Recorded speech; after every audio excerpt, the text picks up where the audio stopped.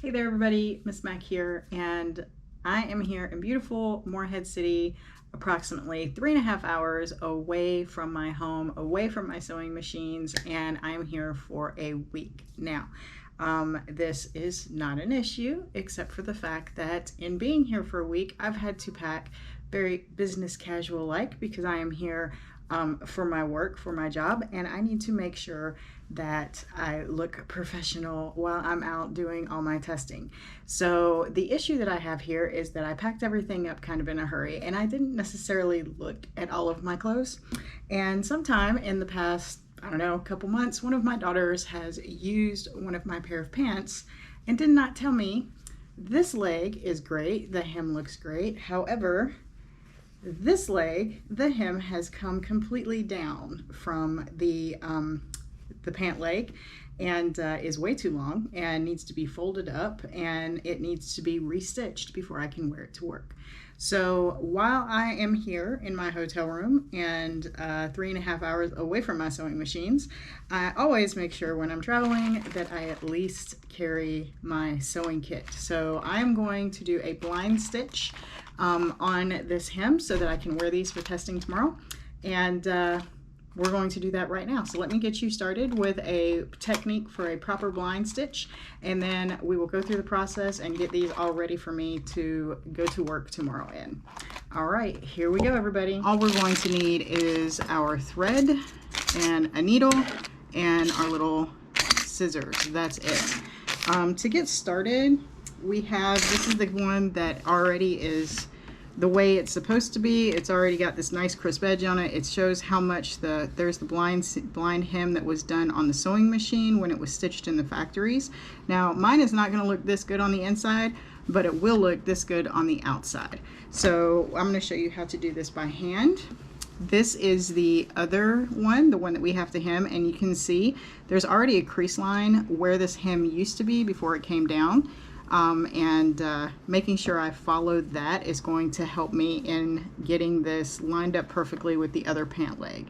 Now, to stitch this properly, first thing I need to do is flip this and turn it inside out. So here we have the inside of the pant leg. You can tell that they just did a basic serge along the side. They had a plain seam that ran up the sides here, and to finish their edges they just serged here. Now instead of serging, if you were to make these pants on your own, you could actually just finish the seams with a zigzag stitch on your sewing machine if you did not have a serger or did not want to use one. Okay, but all I'm going to do is just fold this down right on that seam. I'm going to make sure I keep these open because you can tell they were flattened and pressed together in an open state. It also keeps it from bunching up. So I'm going to flip those over, make sure they're laying nice and flat. Follow that crease that's already there and get it nice and straight on that crease, just like that. All right. So everything's laying down nice and neat. It's following the crease that was already there, so I don't have to do much measuring or guessing or anything like that. Everything's nice and straight. And what I always like to do when I'm doing projects like this, especially when I'm trying to fix something, is to go ahead and start in the corner somewhere, because most people aren't going to see the seams. Okay, they're not going to be looking directly at the seams. So we're going to start over here in the corner. But to be able to start, first we need to find thread that matches as closely as possible. Though you're not going to see it much from the outside because we are going to do a blind stitch, you might see the tip of a stitch or something, so you really want to try and stick with a thread that's as close as it can be. So I think I'm going to go for this grayish color down here. Get this pink out of there. It's so not my color, but you know, it came in the set, and you know. So I'm going to use this grayish color here. It's as close to the color as that I have in this little set, and I'm just going to pick up one of these needles, and we're going to get started. All right, so if you've never opened up a needle case like this before and you've seen this and you're like trying to yank it, first of all, don't pull it apart like this. That doesn't work. They just go flying everywhere and you've broken it, and it's not a good deal. If you follow the edge, you're going to see that there's one piece here that the plastic, there's like a hole in it, okay? And what you're going to do is you're going to turn that hole to line up with where the needle is that you want out. All right, so I'm going to line it up with this one here that's got a bunch of different ones. Looks like it's got some bigger needles in it so that I can actually see, because Miss Mac is half blind. And I'm just going to tip it out, and a couple of them are going to pop out, and I'm going to choose the one that I want to use. All right, so I'm going to use this one with the bigger hole, eye hole here, so that I can see it. Put the other one back in, and then make sure that I close it so that that circle is no longer in any of those things, so none of my needles fall out. And I immediately put this back in my sewing kit so I don't lose it. All right, so I have my needle here. I'm just going to set that there for a second in the pants, and I'm going to go ahead and get my thread out. Now this is going to take quite a bit of thread. To do a blind stitch though, you're only going to use a single layer thread, so you don't have to worry about doubling it or anything, but it's going to take quite a bit. And what I'll probably do is start from the right hand side, move to the left seam, and then stop, and then start another piece of thread there. So that way I am, you know, not having to deal with lots of thread that can get all tangled up and everything else. So I'm just going to take enough thread to get me across the side, go ahead and snip it,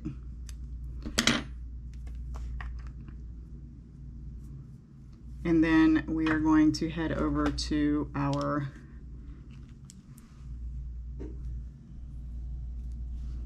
make sure you're using the snipped side to thread the needle.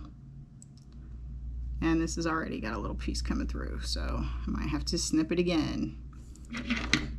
I'll go ahead and show you the easiest way that I like to thread a needle, and it's not to push the thread through the needle this way. I hold the thread in between my thumbs, and then I lay the needle kind of over top of it, and I push up. It's always like the easiest for me to do it that way. If I try to do it any other way, it just doesn't work for me. This is just a little tip. So I'm going to come to the end, and I'm going to knot this end right here. I'm just going to wrap it around my finger like this, roll it off of my finger, and pull it like that. Okay, so now I have this knot that's going to keep from going through my fabric here. Again, you only have to do this once. I'm just showing you again. You just wrap it around your finger and then roll it off your finger. Works better when your finger is a little wet. And then you pull the thread down, and you have this nice knot, and now it's not going to go through your fabric, and everything's going to be awesome. All right, so let's go ahead and get started from the corner of the seam. One single thread. I have the thread here. Here's the other end up here. I'm going to try and not let it come out while I'm stitching, but I only need a single thread to do a blind stitch. All right, so here we are starting on the right side. I am right-handed, so it's just easier for me to start this way. My cuff is already nice and pressed and turned over like it should be. I'm just going to go in between the cuff piece and the fabric, and I'm going to start close to the edge, but I'm going to put my needle through that first seam that way. And go ahead and pull all this wonderful thread all the way through. So now my knot is hitting, and I don't have to worry about that. I'm going to make sure that my seams, everything's laying as nice and neat as possible. And I'm going to go into the top side. And then when I go to the underside, I'm going to take a very, very small stitch, almost to the point where I'm literally only pulling up one little thread of fabric here. Okay, just one little thread from the fabric, and I'm going to pull that through, get it nice and tight there. And now that I have that, I can come back here, go on this side again.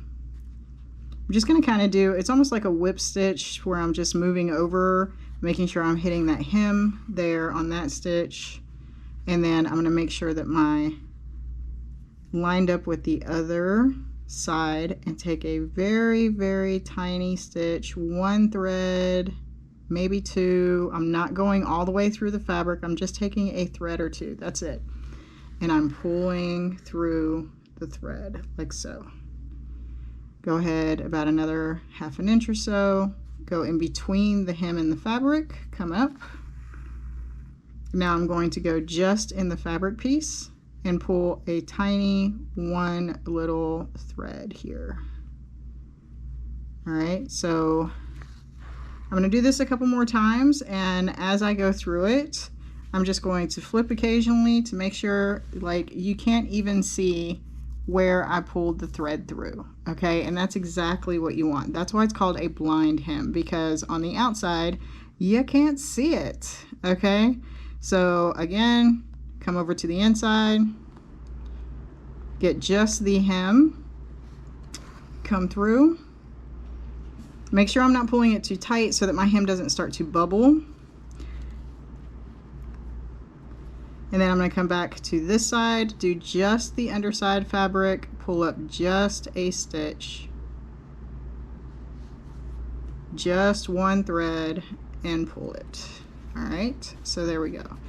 And we're just going to keep kind of putting this gently through, making sure it's staying nice and flat. Everything's still creased where it's supposed to be. Check it every once in a while. And we're going to just keep on going.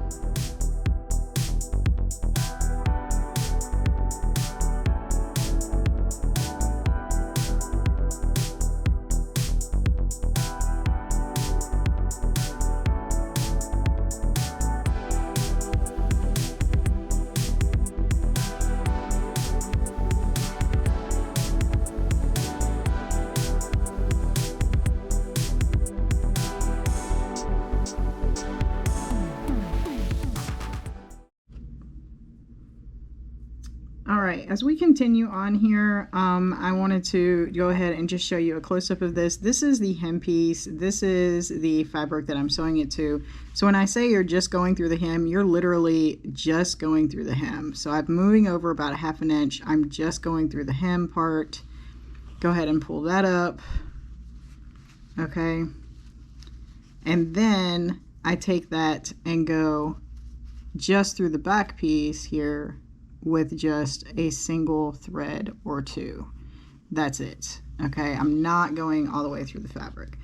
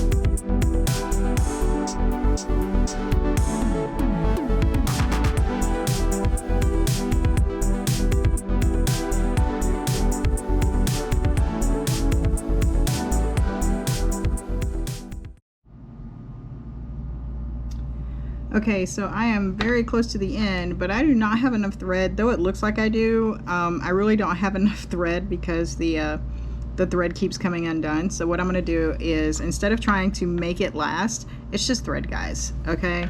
What I'm gonna do is I'm gonna go ahead and make sure that I am in this hem, Okay, I'm going to pull it up. So I got that stitch in there, and then I'm going to tie it off. Okay, so from here,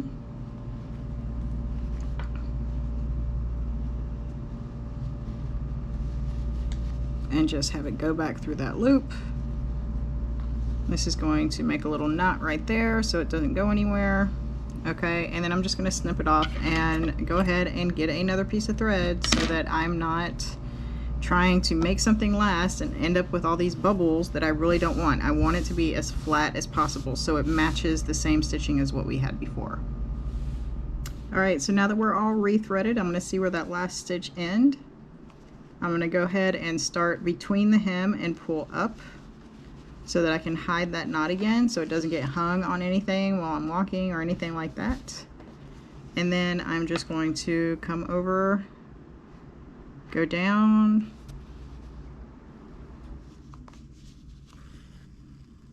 and continue on until I am done. Going through the hem piece, then the fabric piece.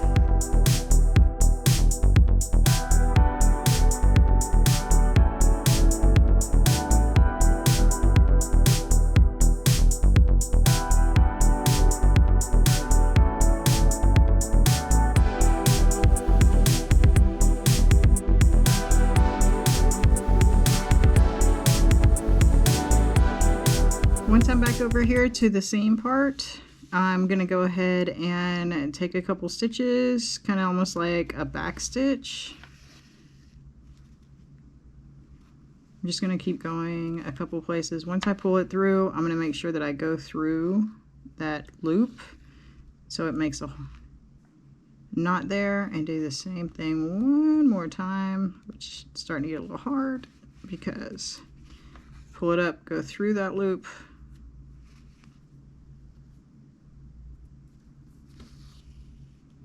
pull it tight, and I have a nice little stitch there. All right, so go ahead and clip that thread, and let's see how we did. So I'm going to flip, oh my goodness, look at that, guys. You can't even see the hem. And there you go, guys. You can barely see, you can see little indents where I pulled on the other side. The cuff mark pieces stayed where they were supposed to be. So here's the side that we just did. I can do a nice little press here, get it nice and straight again and cuffed out. Here's the side that was machine sewn. Okay, and yeah, so they look the same. You can barely see any of the markings, and now I can wear this pair of pants and not have to worry about going out and buying anything new to finish up my work here. So that is kind of awesome, and I hope you guys enjoyed the video. Blind stitch to fix on the go. Always make sure you have your sewing kit, guys. Go ahead and put everything up where it's supposed to be. Make sure your needle goes back into the needle case. Make sure your threads all stay together. Everything back into the sewing kit because you never know when you're going to need it again.